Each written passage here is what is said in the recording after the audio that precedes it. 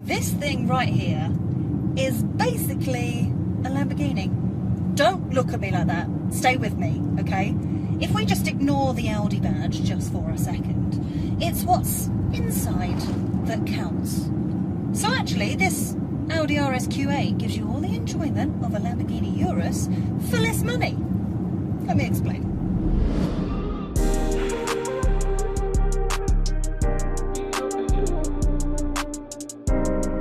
Like all car manufacturers, Lamborghini needs to make money. Lots of it. And unfortunately, just selling amazing supercars like the Huracan and the Aventador isn't enough. Of course, that's why they gave us the Urus SUV, which has sold by the bucket load with its hyper-aggressive styling and blistering performance. So, once you start peeling back the layers of bodywork on the Lamborghini Urus, what you find underneath is that the core engine and the platform is shared across many VW Group cars like the Bentley Bentayga, the Porsche Cayenne Turbo, the Audi RS-Q8. That's not a bad thing. I mean, essentially what Lamborghini have done is they found a cost-effective way of building an SUV rather than doing the whole thing from scratch. And it also means that when you drive something like this, you get that taste, that delicious taste of Lamborghini loveliness for a cheaper price. I say cheaper. This ain't cheap. In fact, I'll probably get in trouble for sitting up here. So I'm gonna get down. Yeah. Good. Yeah, the RS-Q8 costs 108 grand, and that's a huge amount of money. But in the context of the £175,000 Urus, it doesn't look like bad value, and it's obtainable to more punters who are in the market for a super SUV. So, what exactly are you getting? I'll tell you what you get for your money.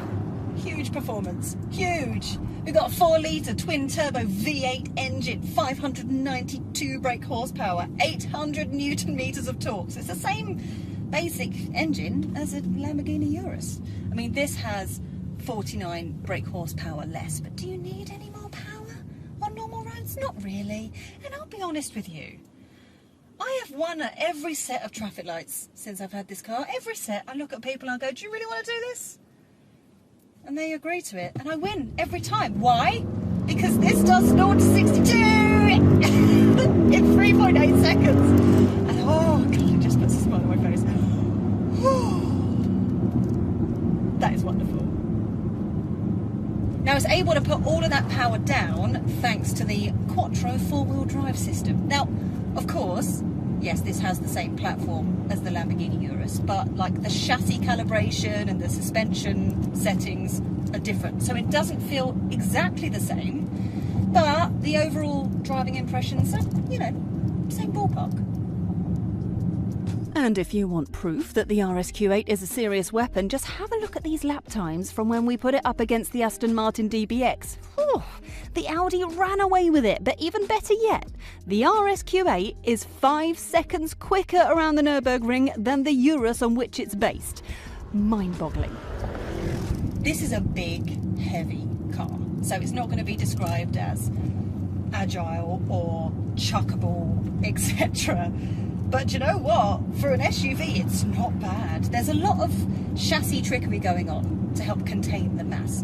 So, for example, this has adaptive sports air suspension, it's got active roll control, it's got all-wheel steering, so it is surprisingly manoeuvrable. Honestly, it's not bad of sort of whipping it around and getting it into places and turning it, if that makes sense.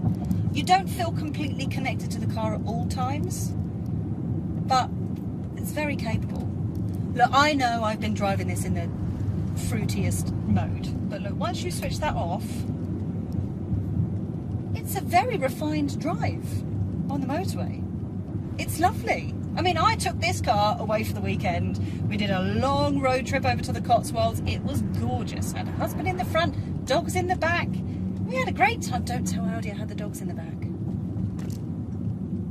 It's fine, because the dogs don't touch anything in the car. I've got like a hammock thing. It's fine. But they had a lovely time. The dogs were great. I was having a nice time. We had a lovely cruise. It was very refined, very nice. I mean, occasionally you'd hit a pothole, but I mean, that's the road's fault. That's not the car's fault. Might be the car's fault because we got 23-inch wheels. But no, it was very nice. Yeah.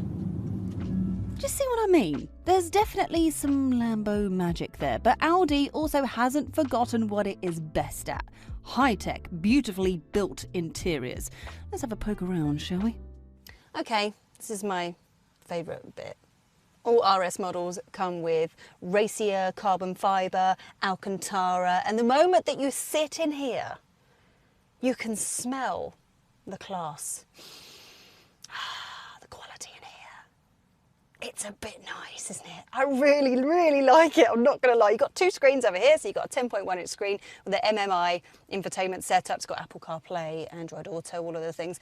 Then the one under here, this is an 8.6 inch screen. And it's got, what's it called? Capacitive. There's the one word it just doesn't want to stick in my head. Capacitive. It's got capacitive touch. Essentially, it's a touch screen, but when you press the buttons, it makes a little click. There you go. It's just much easier to say than capacitive. It just doesn't want to come out. It just doesn't want to happen. Anyway, so when you press the buttons, you get a little satisfying click, which is quite nice.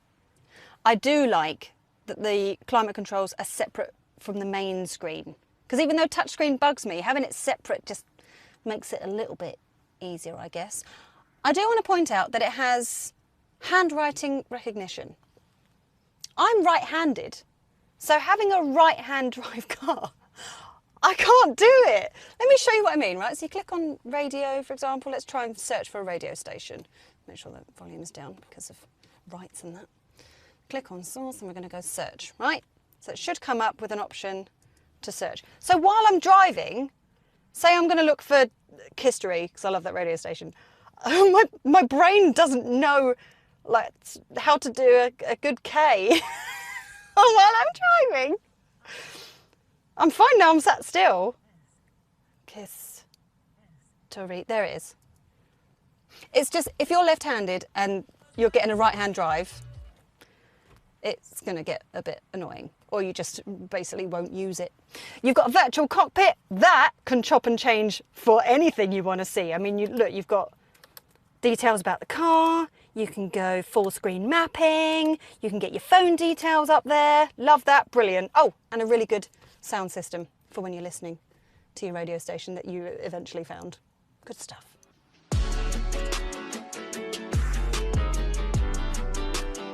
So despite the Lambo rivaling performance, the RSQ8 is good at the sensible stuff too. There's plenty of head and legroom in the rear as well, despite the sloping roofline, and the boot is pretty massive at 605 litres.